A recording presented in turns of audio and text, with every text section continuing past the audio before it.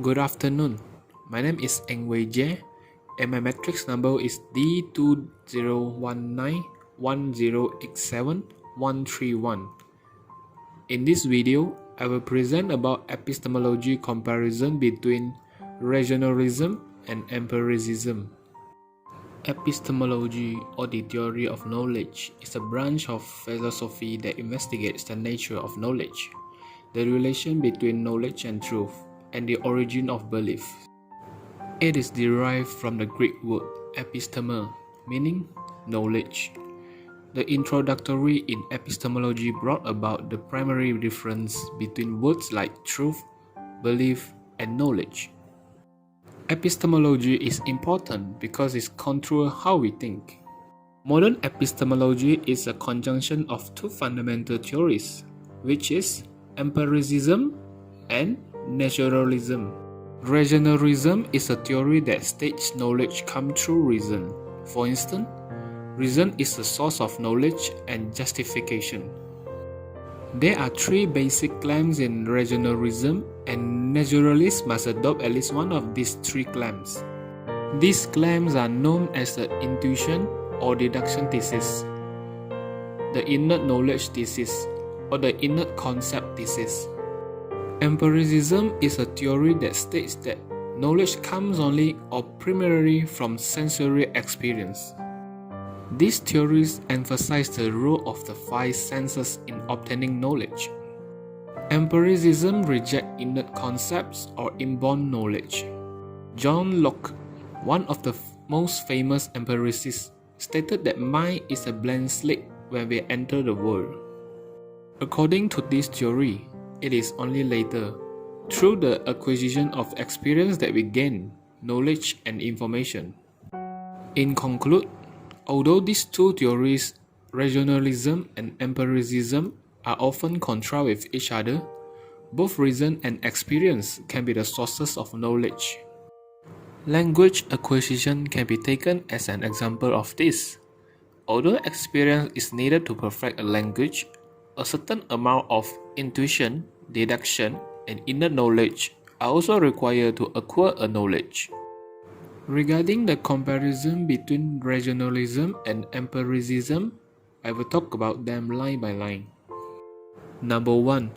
For rationalism, knowledge is based on the use of reason or logic, whereas for empiricism, knowledge is based on experience and experimentation. Number 2. For rationalism, mathematics is a paradigm of knowledge, whereas for empiricism, experimental science is a paradigm of knowledge. Number 3. For rationalism, genuine knowledge is certain. For empiricism, experience and experiment cannot produce certainty. Number 4. For naturalism, some naturalists believe that experience does not produce certainty and does not conform to reason, whereas for empiricism, some empirialists believe that mathematics can produce certainty and conform to reason. Number 5. For rationalism, more complex because it incorporates the innate knowledge, whereas for empiricism, more simple because it only relies on five senses. Number 6. For rationalism, apply with deduction, concrete principle to draw a conclusion, whereas for empiricism, apply with induction, very little can be proven conclusively.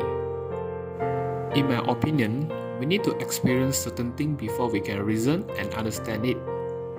For instance, if one has not been to the university, one will know what kind of people are going and what kind of infrastructure it has, but it does not make you know what the university is like. This makes me closer to empiricism. On the other hand, though empiricism says that you know that 2 plus 2 equal to 4 because you were taught this, but I believe we have this priori knowledge primarily because of reason. I believe that truth for mathematics and logic are not there to experience, but to understand.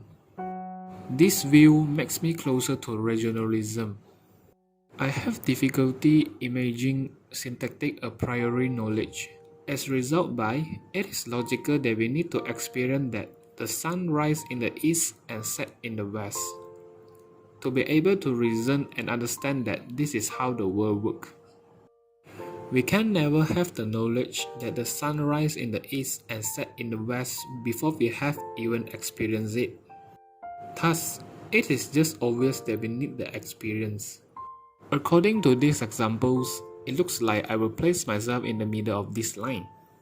But the fact that I claim that syntactic a priori knowledge is impossible, and that I cannot get to understand how syntactic a priori knowledge is possible, and that this view in my opinion is decisive to where I stand on the line. I will then place myself closer to empiricism. That's all from me. Thank you.